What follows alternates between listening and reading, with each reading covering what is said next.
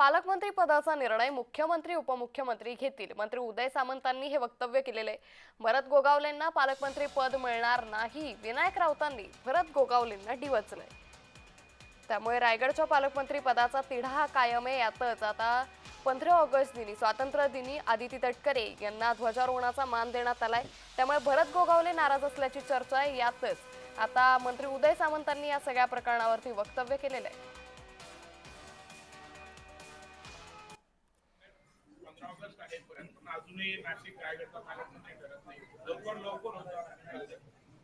सकाळपासून याचं दोनदा उत्तर दिलं, परत तिसऱ्यांदा देतो। नाशिकच्या बाबतीमध्ये, रायगडच्या बाबतीमध्ये शिवसेनेचा निर्णय हा माननीय एकनाथ शिंदे साहेब घेतील। दोन्ही नेत्यांची चर्चा करून घेतील। रायगडमध्ये सुद्धा कोणत्याही परिस्थितीमध्ये भरत गोगावलेला पालकमंत्रीपद मिळेल असे मला अजिबात शंका नाही।